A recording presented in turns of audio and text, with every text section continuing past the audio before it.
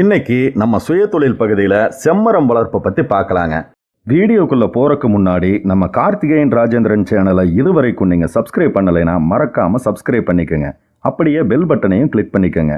இந்த வீடியோவை ஃபேஸ்புக்கில் பார்த்துட்டு இருந்தீங்கன்னா நம்ம கார்த்திகேயன் ராஜேந்திரன் அப்படிங்கிற பேஜை லைக் பண்ணிவிட்டு ஃபாலோ பண்ணிக்கோங்க. அப்படியே வீடியோவுக்கு ஒரு லைக்கையும் தட்டி விட்டுருங்க.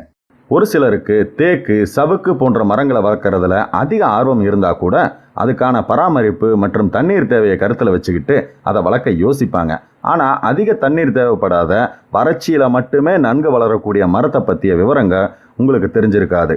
அப்படி வறட்சி நிலையில் வளர்ந்து அதிக லாபம் தரக்கூடிய மரம் செம்மரம். அந்த செம்மரத்தை வளர்க்குறது எப்படிங்கிற பற்றி இந்த பதிவில் நம்ம பார்க்கலாம். குறிப்பாக சொன்னோம்னா, இந்த மரத்தை நீங்கள் இப்போ நட்டு வளர்க்க ஆரம்பிச்சிங்கன்னா அது உங்களுடைய எதிர்காலத்துக்கு மட்டுமல்ல, உங்களோட அடுத்த தலைமுறைக்கும் மிகப்பெரிய வருமானத்தை கொடுக்கக்கூடியது. ஆனால் இந்த மரத்தை வளர்க்குறதுக்கு பல சட்ட சிக்கல்கள் இருக்குமே அப்படின்னு நீங்கள் யோசிக்கிறீங்களா? அப்படி நீங்கள் நினைச்சீங்கன்னா அந்த எண்ணத்தை இப்போவே மாற்றிக்கங்க. செம்மரங்களை வளர்க்கும் போது கிராம நிர்வாக அலுவலர்கிட்ட சிட்டா அடங்கலில் செம்மரம் சாகுபடி செய்யப்பட்டிருக்கு அப்படின்னு பதிவு செய்யணும். அதுக்கப்புறம் செம்மரக்கட்டைகளை விற்பனை செய்யும் போது மாவட்ட வன அதிகாரிகிட்ட இந்த மரத்தை விற்பனை செய்வதற்கான ஒரு அனுமதியை பெற ஒரு விண்ணப்பத்தை அளிக்கணும். வாங்க இப்போ செம்மரத்தை நடவு செய்கிறது எப்படின்னு பார்க்கலாம்.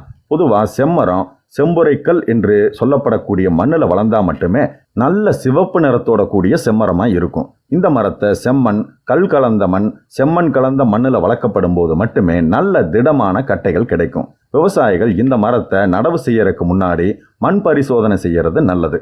இதை நடவு செய்கிற முறைன்னு பார்த்தீங்கன்னா, முதல் பருவமழைக்கு முன்பாக 3 அடி ஆழத்தில் ஒரு குழி எடுத்துக்கணும். 2வது மழைக்கு முன்பாக நடவு செய்யணும். அதிக நீர் தேவை இருக்காதுங்க. மண்ணில் ஈரப்பதம் இருக்கிற மாதிரி பார்த்துக்கிட்டா போதும். 2 மாதம் வரைக்கும் பராமரிப்பு செய்யணும். 8 அடிக்கு 8 அடி இடைவெளியில் ஒரு நாற்றை நடவு செய்யலாம்.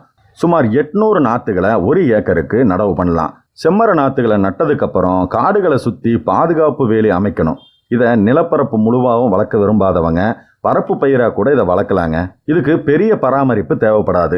நாற்று நட்டு 1 வருஷம் வரைக்கும் மட்டுமே மண் ஈரப்பதத்தோடு இருக்கிற மாதிரி பார்த்துட்டா போதும். களை இருக்காது, பூச்சி தாக்குதல் இருக்காது. 15லிருந்து 25 வருஷம் வரைக்கும் இந்த மரத்தை வளர்க்கும் போது மட்டுமே இதில் மருத்துவ குணம் உருவாகும். அதுக்கப்புறம் இந்த மரம் 100 கிலோ எடையில இருக்கும்.